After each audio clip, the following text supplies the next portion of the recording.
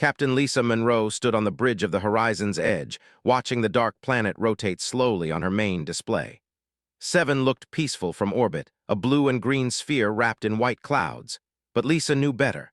Every species in the galaxy knew better. "Captain, the distress signal is still broadcasting," said her communications officer, a young woman named Rachel Wright. "Same coordinates, no change in the pattern." Lisa nodded, her eyes fixed on the planet below.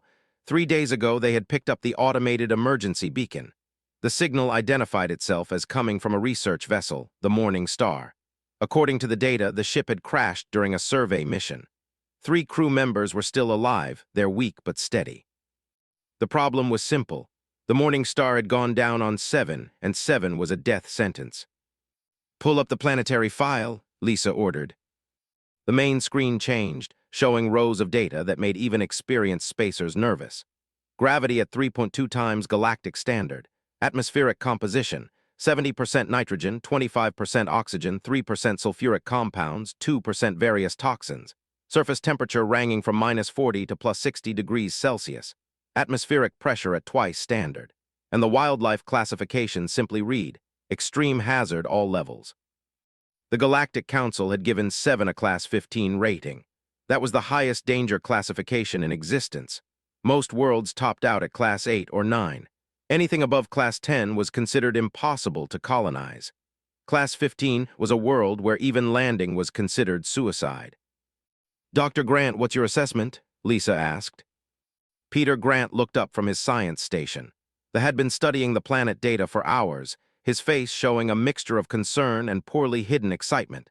Peter had always been drawn to dangerous places. "They shouldn't have gone down there in the first place," Peter said. "Their physiology can't handle half the gravity, let alone triple.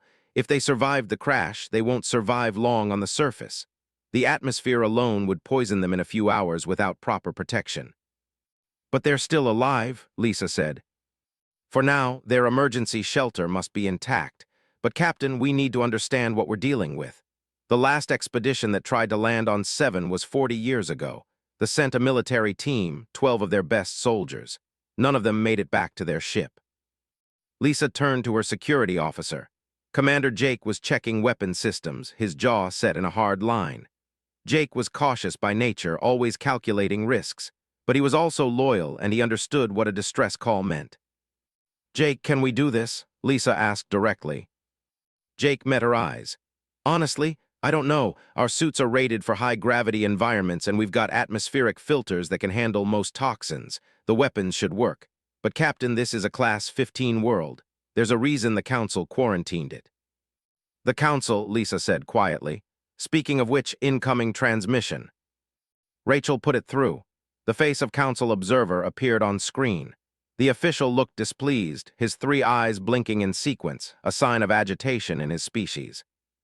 "Captain Monroe, I trust you have received our previous messages regarding 7, said, his translator rendering his speech in flat, emotionless tones. "We have, Observer," Lisa replied.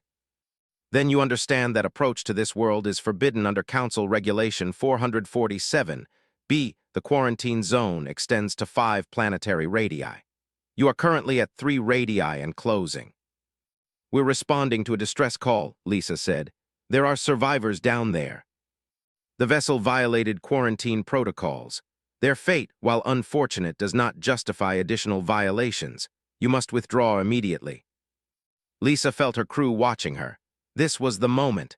Every captain faced it eventually, the choice between following orders and doing what was right. "Observer, human protocols are clear. When we receive a distress call, we respond. Every time, no exceptions." The central eye widened. "Captain, you cannot be serious. 7 has killed every expedition that has attempted to land. You will be adding to the death toll, not reducing it." "That's a risk we're willing to take." "I must formally order you to withdraw. If you proceed, you will face Council sanctions." Lisa straightened in her chair. "Noted, Observer, but those people are dying down there and we're not leaving them. Monroe out." She cut the transmission before could respond. The bridge was silent for a moment. "Well," Peter said finally, "I suppose we're committed now." "Prepare the landing team," Lisa ordered. "Jake, I want you, Dr. Grant, and Amy ready in 30 minutes. full environmental suits, heavy weapons, medical supplies for physiology. "You're coming too, Captain?" Jake asked. "Someone needs to bring them home," Lisa said simply. The next hour passed in controlled chaos. Lisa suited up in the landing bay, checking her equipment 3 times. The environmental suit was the human design built to handle extreme conditions. It had powered joints to assist with high gravity, multi-layer atmospheric filtering, temperature regulation, and reinforced plating that could stop most projectiles. On Earth, it would make her feel like a tank. On 7, it might just keep her alive. Amy arrived, the medical officer carrying enough supplies to treat a dozen different species. Amy was quiet, focused, her movements efficient. Lisa had flown with her for 2 years and trusted her completely. Peter showed up last, loaded down with scientific equipment. I know, he said before Lisa could speak. "But if we're going down there anyway, we might as well collect some data." The shuttle dropped from the horizon's edge with Jake at the controls. As they entered 7's atmosphere, the ship began to shake. Lightning flashed around them, and the atmospheric readings spiked into the red zone. "This is insane," Jake muttered, fighting the controls. Through the viewports, Lisa watched the surface rush up to meet them. What she saw made her breath catch. The landscape was alive with movement. Massive creatures, each the size of a building, moved through forests where the trees themselves seemed to sway and reach. Steam vents erupted from cracked ground. Rivers of something that wasn't quite water cut through black rock. "I'm reading the ship," Rachel's voice came through from orbit. 2 kilometers from your landing zone." "Something's moving toward them," Peter said, watching his scanner. "Something big, multiple contacts actually. We need to hurry." The air on 7 burned. Even through the suit's filters, Lisa could smell sulfur and something else, something organic and rotting. The gravity pulled at her like hands trying to drag her down. Each step required conscious effort, even with the suit's powered assistance. "Stay together," Jake ordered, his weapon raised. "Watch your flanks." They moved across the rocky terrain in a tight formation. The landscape around them was unlike anything Lisa had seen before. The ground was dark stone, cracked and broken, with steam rising from fissures. Plants grew everywhere, but they were wrong. Their leaves were thick and leathery, colored in shades of purple and deep red. Some of them moved, tracking the humans as they passed. "The vegetation is carnivorous," Peter said, his voice tight with a mixture of fear and fascination. "Those vine structures, they're covered in digestive enzymes." "Stay away from them," Lisa said. A roar echoed across the landscape, deep and resonant. Lisa felt it in her chest even through the suit. On her display, new contacts appeared, big ones. "We've got company," Jake said. 100 meters and closing, multiple targets." Through the haze of steam and the strange atmosphere, Lisa saw movement. Something massive pushed through the forest of twisted trees, then another, and another. The creatures stood at least 20 meters tall, moving on 4 thick legs that ended in clawed feet. Their bodies were covered in armored plates that looked like volcanic rock. Eyes glowed with a dull red light from heads that were mostly mouth and teeth. "Titan renders," Peter breathed. "The data files mention them, but seeing them in person is different." "How dangerous?" Lisa asked. "They've been known to attack and destroy spacecraft. One of them killed 6 soldiers before they could even draw weapons." The nearest creature turned toward them, and Lisa saw its mouth open. Rows of teeth, each as long as her arm, dripped with something that hissed when it hit the ground. "Open fire," Jake ordered. The team's weapons lit up the dim landscape. Human plasma rifles had been designed for one purpose: stopping threats that conventional weapons couldn't handle. The bolts hit the lead Titan render, exploding against its armor. The creature roared and charged. "Scatter," Lisa shouted. They broke formation, diving in different directions. The Titan render crashed through where they had been standing, its massive feet leaving craters in the stone. It turned, surprisingly fast for something so large, and came at them again. Jake fired 3 shots into its face, and the creature stumbled. One eye went dark. It roared in pain and anger, thrashing its head. Jake rolled aside as a massive jaw snapped shut centimeters from his position. Amy had her weapon up, firing steadily at a second creature that was moving to flank them. Peter was on the ground, his suit alarms screaming about the stress on the gravity compensators. Lisa made a decision. She activated her suit's emergency boosters, small jets meant for low-gravity maneuvering. On 7, they barely lifted her off the ground, but it was enough. She flew over the Titan render's reaching jaws and landed on its back.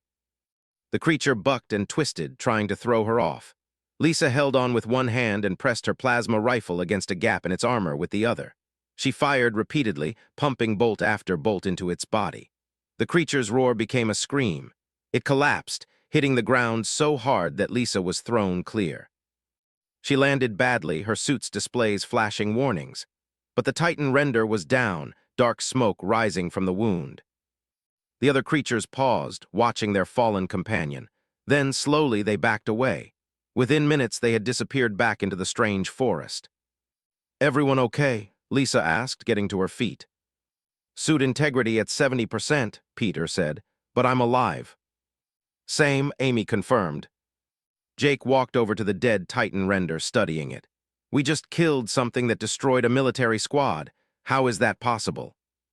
"We're from Earth," Lisa said quietly. "Maybe that makes a difference." They continued toward the ship, moving more carefully now. The landscape kept changing.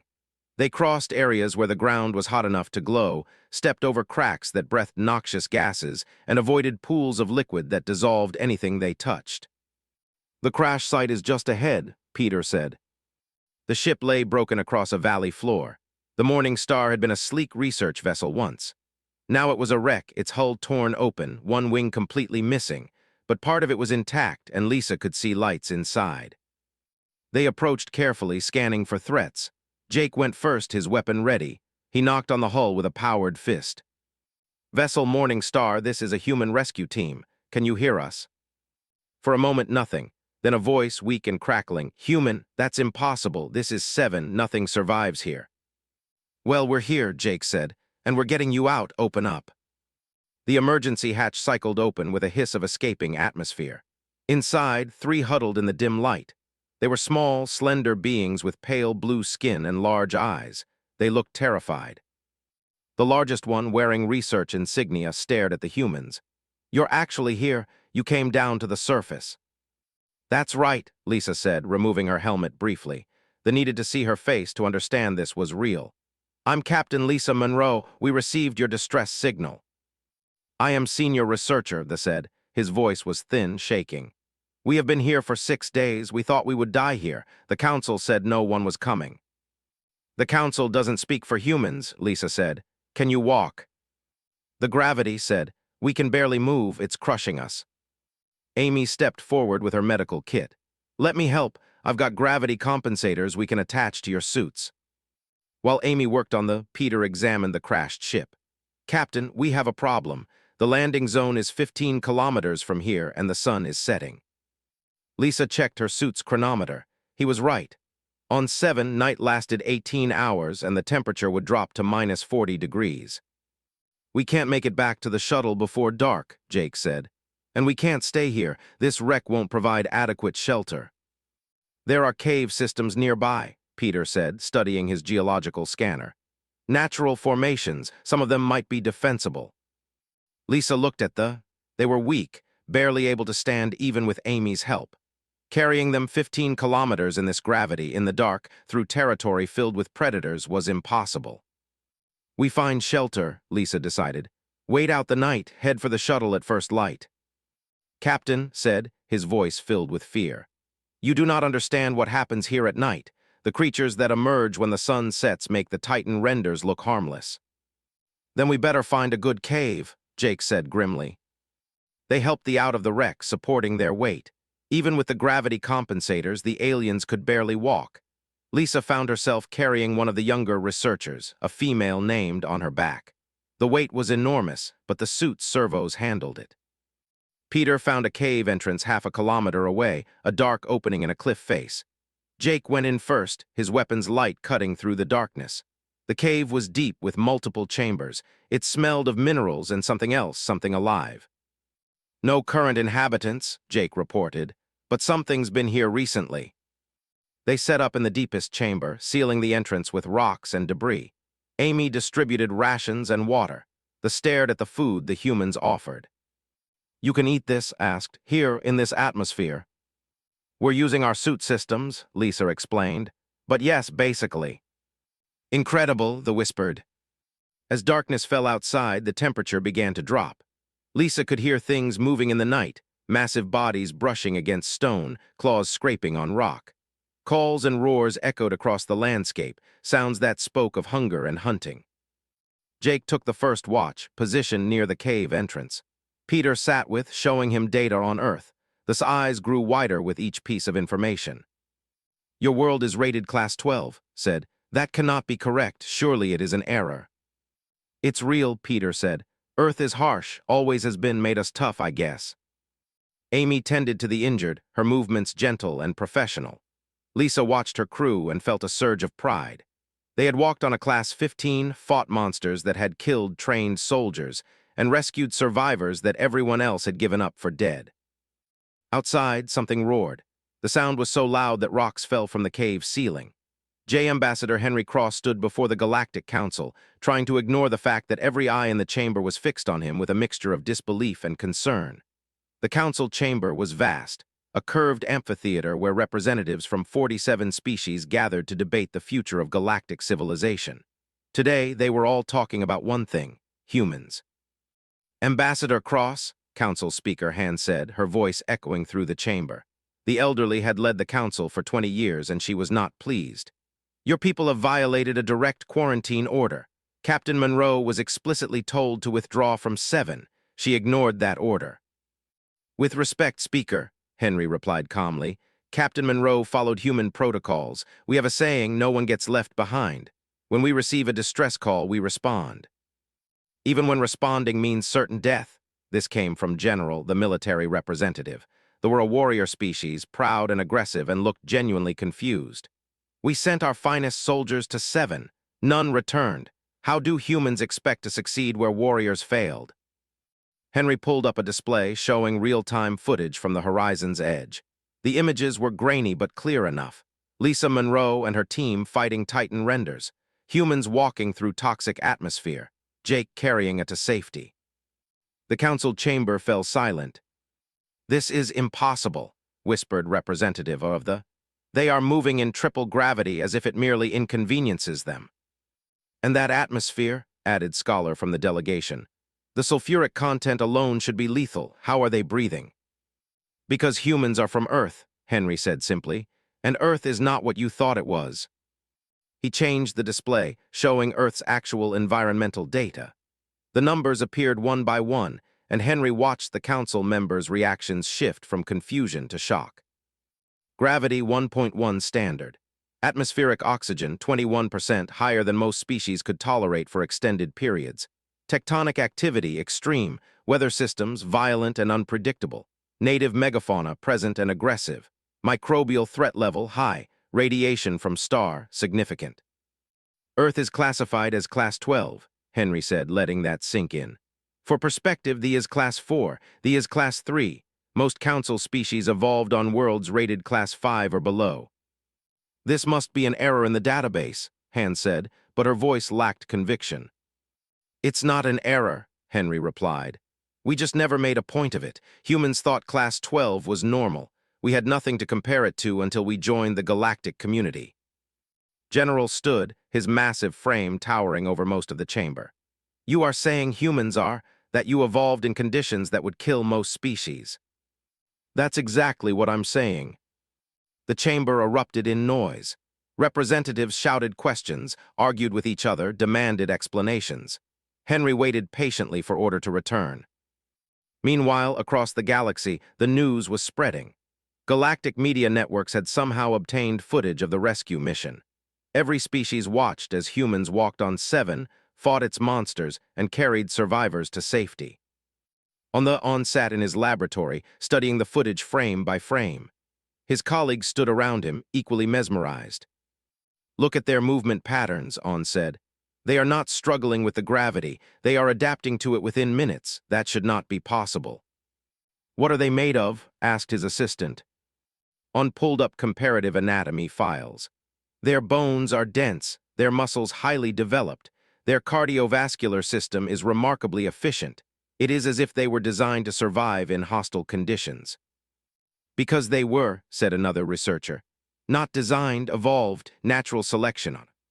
On a trading station, Merchant watched the news feeds with growing interest. There were traders and always looking for advantage, saw opportunity where others saw danger. If humans can operate in Class 12 environments, he said to his partners, then they can access resources that no other species can reach. Worlds we considered worthless might be profitable with human labor. You want to hire? One partner asked skeptically. I want to partner with them, corrected, before anyone else does. Back on 7, Lisa Monroe had no idea that she had become the most famous human in the galaxy. She was too busy trying to keep everyone alive. The night had been long and terrible. Creatures had come to the cave entrance 3 times, drawn by the scent of prey. Each time, Jake and his team had driven them back with weapons fire. The sounds of battle had echoed through the cave, making the huddle closer together. But now it was morning. The sun rose over 7, bringing with it a slight rise in temperature and a shift in the predator patterns. Lisa gathered her team. 15 kilometers to the shuttle, she said. We move fast and we move together. Peter, what's the terrain between here and there? Peter displayed a map on his scanner. We need to cross an area called the Shatter Plains. The ground is unstable, volcanic activity, then through a forest region about 3 kilometers. After that, it's relatively open to the landing zone. Relatively open on 7 means what exactly? Jake asked. Still dangerous, but fewer places for large predators to hide. Lisa looked at they had rested, but they still looked weak. Amy had done what she could, but the gravity was slowly crushing them. Even with compensators, they could not maintain this for long. Can your people walk? The researcher struggled to his feet. We will try, but Captain, we will slow you down considerably. Perhaps you should leave us and return with more equipment. Not happening, Lisa said firmly. We came here together, we leave together. Why? Asked. It was a simple question, but his voice held genuine confusion. Why risk your lives for us? We violated quarantine. We are not even the same species. By all logic, you should save yourselves. Lisa crouched down to meet the eyes. Because that's what humans do. We don't leave people behind, ever. They exited the cave into the harsh morning light. The landscape looked different in daylight, but no less dangerous. Steam rose from the ground in thick columns. In the distance, Lisa could see movement, massive shapes wandering through the alien forest. They moved in a protective formation, with Jake on point and Lisa bringing up the rear. They walked in the middle, supported by Amy. Peter scanned constantly, watching for threats. The Shatter Plains lived up to their name. The ground was black volcanic glass, fractured into millions of pieces. As they walked, they could hear it cracking beneath their feet. Worse, the ground shifted and moved, powered by the volcanic activity below. Watch your step, Peter warned. Some of these sections are unstable. They were halfway across when the ground erupted behind them. A creature burst from beneath the surface, showering them with hot rocks and ash. It was long and serpentine, its body covered in overlapping plates that glowed with internal heat. Eyes like molten metal fixed on the group. Magma serpent, Peter gasped. They live in the lava flows. That thing is at least 40 meters long. The serpent struck, moving with impossible speed. Jake fired his weapon, the plasma bolts splashing against its armored hide. The creature roared and coiled around, trying to surround them. Lisa made a split-second decision. She activated a thermal grenade and threw it directly at the serpent's open mouth. The creature swallowed it reflexively, and Lisa counted. 3 seconds. The grenade detonated inside the serpent. The creature convulsed, its body thrashing wildly. It crashed back through the ground, disappearing into the lava flows below. Run, Lisa shouted. They sprinted across the unstable ground, the crying out in pain as the gravity punished their fragile bodies. Behind them, more serpents were rising, drawn by the commotion. The ground was coming apart, large sections falling into the molten rock below. Jake reached solid ground first and turned to provide covering fire. Amy dragged 2 to safety. Peter stumbled, his suit alarms screaming, but Lisa grabbed him and pulled him forward. They made it across just as the entire section of the Shatter Plains collapsed into the volcanic chamber below. Lisa looked back at the sea of lava and shook her head. This planet was trying to kill them with everything it had. Everyone accounted for? She asked. Here, Jake confirmed. Are alive, Amy reported. But they're in bad shape. We need to get them to the ship soon. Lisa checked their position. They were close now, only 8 kilometers from the shuttle. But between them and safety lay the forest, and in the forest something was watching. Multiple somethings. Her suit's motion detector lit up with contacts. Dozens of them moving through the trees surrounding their position. They were being hunted. "Contact," Jake shouted, raising his weapon. The predators came from all sides, creatures built low to the ground with 6 legs and mouths full of crystalline teeth. They moved in a pack, coordinated and intelligent. The battle was intense but short. Human weapons and human tactics proved too much for the pack hunters. But as the last creature fell, Lisa saw something that made her blood run cold. The forest ahead was filled with movement. More packs, hundreds of creatures all converging on their location. "We can't fight them all," Jake said. They ran through the alien forest while death chased them from every direction. Lisa's suit was at 40% power, her legs burning even with mechanical assistance. Behind her, Amy struggled under the weight of a researcher. Jake fired backwards without looking, keeping the pack hunters at bay. "Captain," Peter gasped over the comm, "I'm reading seismic activity ahead. Something big is happening." "Define big," Lisa said, jumping over a fallen tree covered in moving vines. "Volcanic eruption big.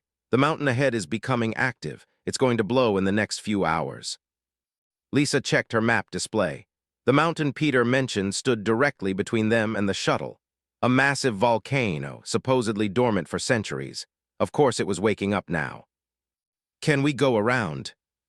"That adds 12 kilometers to our route. They won't make it. They're already at their limit." Lisa looked back at. The researcher was being carried by Jake now, his body limp and barely conscious. The other 2 were no better. Amy had them on stimulants just to keep them breathing. The crushing gravity of 7 was killing them slowly. "Options," Lisa demanded. "We go through," Jake said. "Use the volcanic activity as cover. The predators won't follow us into an active eruption zone." "That's insane," Peter said. "We'll be killed by lava, toxic gases, or falling rocks." "Better than being eaten," Jake replied. Lisa made the decision. "We go through. Everyone thermal protection to maximum. Watch for venting gases. Stay together." They changed course, heading directly for the rumbling mountain. The ground beneath their feet grew hot, the air thick with ash and sulfur. Behind them, the pack hunters stopped at the edge of the volcanic zone, unwilling to follow further. But new dangers replaced the old ones. The mountain was coming apart. Steam vents erupted around them, spraying superheated water that could melt metal. Rocks fell from above, some as large as vehicles.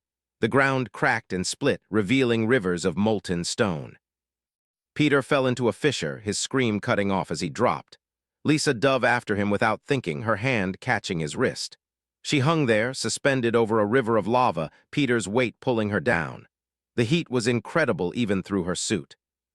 "I've got you," she grunted, activating her suit's winch system. Jake appeared at the edge, reaching down. Together they pulled Peter up. The scientist's suit was scorched but intact. "Thanks," Peter managed. "Save it, move." They pressed forward through what felt like the end of the world. Amy's medical training meant nothing here. She was a soldier now, fighting the environment itself. She carried both researchers, their combined weight enormous in the triple gravity. Ahead, the path was blocked by a lava flow. The molten rock moved like a slow river, cutting off their route. "We're trapped," Amy said. Jake studied the flow, calculating. "No, look, the flow follows the terrain. It's moving downhill, which means uphill is safe." "Uphill toward the active volcano?" Peter asked. "You have a better idea." They didn't. They climbed, their suit servos whining under the strain. The heat became oppressive. Lisa's suit temperature alarms were constant now, warning of imminent failure, but they kept climbing. At the top of a ridge, they found themselves looking down into the volcano's caldera. The crater was filled with churning lava, and in the center, something was rising. A column of molten rock shot skyward, painting the dark sky in shades of orange and red. "It's beautiful," whispered, conscious again for a moment. "Terrifying but beautiful." "We need to go down the other side," Lisa said. "Now, before the main eruption." They descended the far slope, half running, half sliding. Rocks tumbled around them. The ground shook with increasing violence. Behind them, the volcano roared, a sound like the planet screaming. And then they were through. The ground leveled out, the temperature dropped, and ahead Lisa could see the landing zone. The shuttle waited for them, small and beautiful and safe. "We're going to make it," Amy said, relief flooding her voice. That's when the ground in front of them exploded. The creature that emerged was unlike anything they had seen. It was massive, easily the size of the shuttle itself, with a body that seemed to be made of living stone. Eyes like burning coals fixed on the group. It roared, and the sound made Lisa's bones vibrate. Primordial, Peter breathed in awe and terror. The apex predator of 7, they're supposed to be extinct. "Well, this one didn't get the message," Jake said, raising his weapon. The primordial charged. Jake fired, his plasma rifle making direct hits. The bolts splashed against the creature's hide and did nothing. It was too big, too tough, too ancient. "Lisa," Jake said calmly, "you need to get to the shuttle. I'll hold it here." "Jake, no, you can't fight that thing alone." "I'm not planning to fight it. I'm planning to slow it down. Go." Lisa wanted to argue, but she saw the look in Jake's eyes. He had made his decision. She grabbed the and ran, Amy and Peter with her. Behind them, Jake faced down a monster that had ruled 7-4. He dropped his rifle and drew the heavy plasma charges from his belt. Each one had enough power to vaporize a building. "Come on then," Jake said. "Let's see what you've got." The primordial roared and charged. Jake activated all 6 charges at once and threw them into the creature's open mouth. Then he ran, his suit's emergency boosters firing at maximum. The explosion lit up the landscape like a second sun. The blast wave threw Jake forward, his suit integrity dropping to 0. He crashed to the ground, his systems failing, his body broken. Lisa heard the explosion and looked back. She saw Jake down and made a choice. She handed the to Peter and Amy. "Get them to the shuttle. Launch if you have to." "Captain, no," Amy protested. "That's an order." Lisa ran back toward the explosion site. Through the smoke and debris, she saw Jake trying to move, his suit sparking and failing. And beyond him, impossibly, the primordial was still alive. Wounded, angry, but alive. Lisa grabbed Jake and started dragging him. Even in 7's gravity, even with her suit at minimum power, she pulled him toward safety. The primordial followed, each step shaking the ground. "Leave me," Jake gasped. "Save yourself." "Shut up," Lisa said. "I told you we don't leave people behind." She could see the shuttle now. Its engines were powering up, Amy and Peter preparing for emergency launch. They were safely aboard, 50 meters, 40, 30. The primordial lunged. Its massive claw came down, missing Lisa by centimeters. She felt the ground crack beneath the impact. 20 meters. Something flew overhead. Missiles fired from the shuttle impacted the primordial's face. The creature roared and stumbled back. 10 meters. Lisa threw Jake through the shuttle hatch and dove in after him. Amy hit the door controls and the hatch sealed. The shuttle lifted off just as the primordial's jaws snapped shut where they had been. They rose rapidly, the engines straining. Through the viewport, Lisa watched 7 fall away. The volcano was in full eruption now, its lava painting the landscape in fire. The primordial roared defiance at them, but it was growing smaller, less threatening. Inside the shuttle, Amy worked on Jake. His suit was destroyed, his body injured, but he was alive. They huddled together, their eyes wide with shock. "We made it," Peter said, disbelieving. "We actually made it." Lisa collapsed into a seat, her body screaming with fatigue. Through the shuttle's sensors, she could see the horizon's edge waiting in orbit. Home, safety. Below them, 7 continued its violent existence, uncaring that humans had walked on its surface and survived. But the galaxy cared. The galaxy was watching. Moved to Lisa's side, his movement still weak but no longer dying. "Captain Monroe, you saved us. You came to a Class 15 and brought us home." "Just doing what humans do," Lisa said. "No," said softly. "This is not what anyone does. This is what only humans can do. The galaxy needs to know what you are, what you can do." Lisa looked at the stars through the viewport. Somewhere out there, the Galactic Council was debating humanity's place in civilization. After today, that debate would change. The shuttle docked with the horizon's edge. Medical teams rushed aboard, taking Jake and to the medical bay. Lisa walked to the bridge, her suit battered and failing, her body exhausted. Rachel Wright looked up from communications, her eyes wide. "Captain, you need to see this. We're receiving thousands of messages from all over the galaxy. Everyone wants to know about the humans who survived 7. Lisa sank into her command chair. What are they saying? The Horizon's Edge arrived at Prime 3 days later. Lisa stood on the bridge, watching the beautiful water world grow larger on the Prime was everything 7 was not. Peaceful, gentle, safe. Captain, we're being hailed by traffic control, Rachel reported. They're asking permission to send an escort. An escort? Lisa asked. Multiple ships, Captain. It looks like half their fleet wants to guide us in. Lisa glanced at Peter, who was back at his science station, a bandage on his head but otherwise recovered. He shrugged. We're heroes, apparently.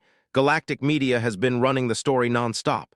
Humans survive Class 15, first successful 7 rescue in history, that kind of thing. I just wanted to save some lives, Lisa said quietly. The escort arrived, 12 sleek ships that took up formation around the Horizon's Edge. They guided the human vessel to the primary orbital station, and as they docked, Lisa could see crowds gathering at the viewport observation decks. Jake limped onto the bridge, his left arm in a regeneration cast but his eyes clear. Medical cleared me for light duty, figured I should be here for this. How are you feeling? Lisa asked. Like I fought a mountain and lost, but alive, which is better than expected. They disembarked together, the whole crew walking down the ramp into Prime's main station. The crowd erupted in applause. Thousands of and dozens of other species filled the docking bay, all watching the humans who had done the impossible. Waited at the bottom of the ramp, fully recovered and wearing formal research robes. Beside him stood a group of officials, including their planetary governor. Captain Monroe said, his voice amplified for the crowd. On behalf of the people, I thank you. You and your crew risked everything to save us. You showed us what true courage means. Governor Ara stepped forward. She was older, her pale blue skin showing the darker patterns of age, but her eyes were sharp and knowing. Captain Monroe, Commander Dr. Grant, Medic, the Republic owes you a debt that can never be fully repaid. We offer you the highest civilian honor our people can give. Lisa accepted the medallion, a beautiful piece of crystal work that caught the light. She felt uncomfortable with the attention, but she understood the importance of the moment. We did what anyone would do, Lisa said. No, Governor Ara said firmly. You did what only humans could do, and the galaxy is taking notice. That became clear over the next few days. While the Horizon's Edge underwent repairs, Lisa and her crew found themselves at the center of galactic attention. News crews from every major species wanted interviews. Scientists wanted to study them. Military leaders wanted to understand their tactics. But the most important meeting was yet to come. The Galactic Council convened an emergency session, and this time they invited Lisa to attend in person. She stood in the Great Chamber, the same place where Ambassador Cross had defended humanity's actions. Now it was her turn. Speaker Han looked older than she had on the tired but alert. Captain Monroe, we have reviewed the data from your mission to 7. The Council is divided on how to respond to humanity's actions. General stood. The warrior looked at Lisa with new respect. Captain, I must admit I was wrong. I believed humans were soft, weak newcomers to the galaxy. You proved otherwise. The question now is, what does humanity want? It was Ambassador Cross who answered, stepping forward from the human delegation. The Council has debated humanity's place in galactic society since we first made contact. We've been seen as curious, friendly, but ultimately minor players. 7 changed that perception. He activated a holographic display showing Earth rotating slowly. Humans evolved on a Class 12. We didn't know that made us unusual until we met you. We thought all species faced predators, disease, natural disasters, and harsh environments. We were wrong. The display changed, showing comparisons between Earth and other. The differences were stark. But here's what matters, Cross continued. Humans don't see our origin as a burden. We see it as a gift. It made us adaptable, resilient, and stubborn. It made us the kind of species that responds to distress calls, even when the smart choice is to run away. Representative of the stood. Ambassador Cross, what exactly is humanity proposing? Cross smiled. We're proposing a partnership. The galaxy has many worlds that are considered too dangerous to colonize or even explore. Resources locked away on Class 10 and above worlds. Scientific data that can't be gathered. Rescue missions that can't be attempted. Humans can change that. You want to turn humanity into the galaxy's specialists, Scholar said slowly. We want to help, Cross corrected. But yes, we're offering to take on the missions that no one else can. In return, we ask for full council membership and access to galactic technology and knowledge. The chamber erupted in debate. Some council members feared human military potential. Others saw economic opportunity. Still others simply marveled at what humans had proven themselves capable of. Speaker Han called for order. This is an unprecedented proposal. The council will need time to deliberate. The debate lasted for 3 days.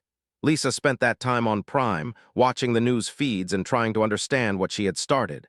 One rescue mission had changed everything. Finally, the council reached its decision. Speaker Han stood before the full assembly, her 3 eyes solemn. The Galactic Council has voted. By a margin of 34 to 13, we accept humanity's proposal. Humans will be granted full council membership. In addition, we establish the Frontier Initiative, a joint program between humanity and the Council to explore and utilize high-classification worlds. The chamber erupted in applause from some delegations, silence from others. However, Han continued, there are conditions. Human operations on must include Council observers. Any resources discovered will be shared under existing galactic law, and humans must prove their commitment to peace and cooperation. Ambassador Cross nodded. The conditions are acceptable. Humanity looks forward to working with all Council species. General approached Lisa as the session ended. Captain Monroe, they would like to establish joint training exercises with human forces. We have much to learn from each other. I think that can be arranged, General. Over the following months, everything changed. Lisa was promoted to commander and given a new ship, the Pathfinder, specifically designed for extreme environment operations. Jake became an instructor at the new Joint Tactical Training Center, teaching mixed-species teams how to operate in hostile conditions. Peter joined the Council Science Academy, where his knowledge of ecosystems proved invaluable. Amy established a medical program teaching advanced trauma care, based on human emergency medicine. But more than that, humanity found its place in the galaxy, not as conquerors or warriors, but as the people who went where others couldn't, the specialists who answered the impossible calls. 6 months after 7, Lisa stood on the bridge of the Pathfinder looking at a star chart. Her crew was a mix now, humans, even a tactical officer. They had trained together, learned from each other, and become something new. Rachel looked up from communications. Captain, incoming priority message from Council Operations. Put it through. The message was simple, a distress call from a Class 16 world called Inferno 9. A geological survey team was trapped. The world was even more dangerous than 7, with surface temperatures that could melt most metals and gravity at nearly 4 times standard. The Council was asking if humans would attempt a rescue. Lisa looked at her crew. They looked back at her with determination, ready for whatever came next. Rachel, send our response to the Council. What should I tell them, Captain? Lisa smiled. Tell them we're on our way, someone needs help. The Pathfinder's engines powered up, and the ship turned toward Inferno 9. Behind them, the galaxy watched with a mixture of awe and hope. Humanity had arrived, and nothing would ever be the same.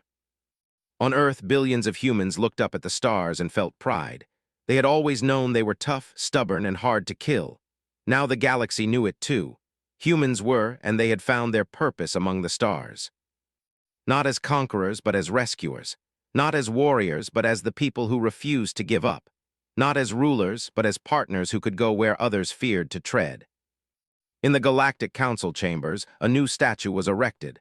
It showed Captain Lisa Monroe carrying it to safety with the simple inscription, "No one gets left behind." It became humanity's motto, their promise to the galaxy, and the galaxy, grateful and amazed, accepted it. Years later, when historians wrote about the moment humanity truly joined galactic civilization, they didn't point to first contact or the opening of embassies. They pointed to a rescue mission on a Class 15, where a human captain and her crew proved that some things mattered more than survival. Compassion, courage, the simple refusal to leave someone behind. These were human values, forged on a harsh world and tested on an even harsher one. And these values, more than any technology or military might, were what made humanity invaluable to the galaxy. Lisa Monroe stood on the bridge of the Pathfinder as they approached Inferno 9, watching the deadly world grow larger on her. It looked impossible, uninhabitable, deadly. But then again, so had Seven. "All hands prepare for approach," Lisa ordered. "We've got people to save." Her crew responded with perfect efficiency, humans and aliens working together. They had learned from each other, adapted to each other's strengths. And together, they were ready for anything the galaxy could throw at them. The Pathfinder descended toward Inferno 9, and humanity continued doing what humans did best, refusing to accept that anything was impossible, one rescue at a time. The galaxy took notice, and the galaxy was grateful. They're saying we're the impossible. They're saying everything has changed. Lisa looked at her crew, her ship, and the planet slowly disappearing behind them. She thought about Jake's bravery, Amy's dedication, Peter's curiosity, and that they had saved. "Rachel, send a message to the Council. Tell them Captain Lisa Monroe and the crew of the Horizon's Edge are returning. Tell them we have survivors. Tell them we have a story to share." "What else should I tell them, Captain?" Lisa smiled, exhausted but proud. "Tell them humans are here and we're not going anywhere." Lisa looked at the shuttle in the distance, so close but impossibly far. Then she looked at her exhausted crew and the dying. She had gotten them this far, she would get them home. "Then we don't fight," she said. "We run." Tightened his grip on his weapon. "Going to be a long night," he said. Lisa nodded, but she wasn't afraid. Whatever came through that cave entrance would have to face humans. And humans, she was learning, were harder to kill than anyone had expected. The shuttle touched down hard, the landing struts groaning under the increased gravity. Lisa stood, feeling the weight immediately even through her powered suit. It was like carrying 2 extra people on her back. "Move out," she ordered. "Let's go save some lives." The hatch opened, and for the first time in galactic history, humans set foot on a Class 15. The galaxy, watching through remote feeds and satellite data, held its breath. Lisa Monroe stepped onto Seven's surface, and everything changed.